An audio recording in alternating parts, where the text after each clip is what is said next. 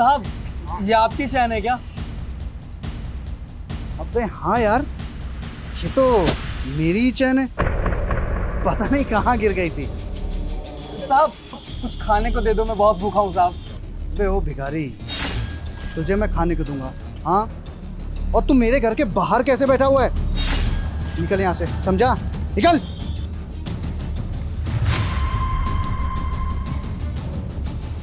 बढ़े आए खाना खाने वाले, मेरा काम तो हो गया।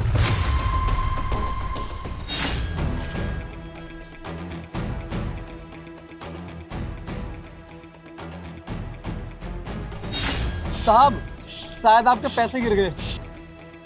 अरे नहीं नहीं भाई, ये मेरे पैसे नहीं है। साहब, आप ही इधर से गए हो, आपके ही होंगे ना, और कोई थोड़ी है यहाँ पे।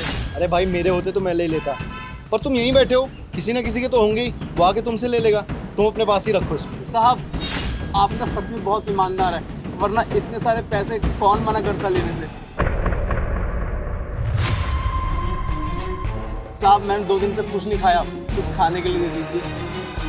तुम तो मुझसे ज़्यादा ईमानदार हो। तुमको पैसों की इतनी ज़रूरत है, फिर भी तुम ये गिरे पैसे उठा नहीं रहे हो। उस इंसान को ढूंढ रहे हो जिसके पैसे हैं। मुझसे ज़्यादा ईमानदार तो तुम ही हुए ना फिर। और हाँ, ये लो मेरी तरफ से 2000 रुपये, कुछ खा लेना, और कभी भी मदद की ज़रूरत हो तो मुझे याद कर। शुक्रिया साहब।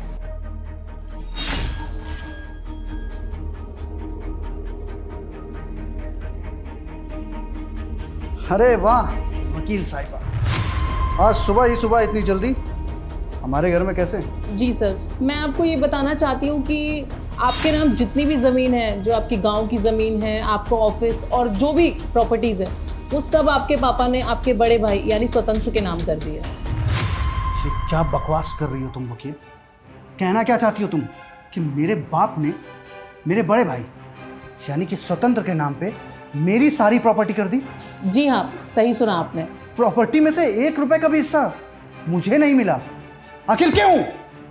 आखिर क्यों? वो दिन भूल गया जब तूने मेरे को घर से धक्के मार के निकाल दिया था? ये भी नहीं जाना कि तेरा बाप कौन से रोल पे पड़ा हो, भीख मांग रहा होगा। मेरे बड़े बेटे ने मुझे संभाला और तू चाहता है मैं अपनी प्रॉपर्टी तुझे दे दूं?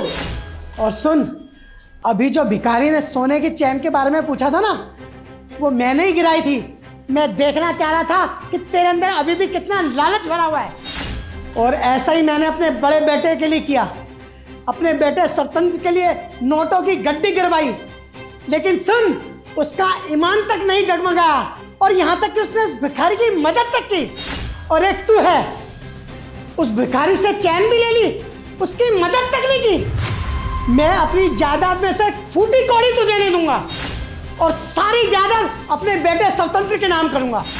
और सुन, मेरी प्रॉपर्टी का मालिक तू नहीं, मेरा बड़ा बेटा स्वतंत्र होगा, समझ गया?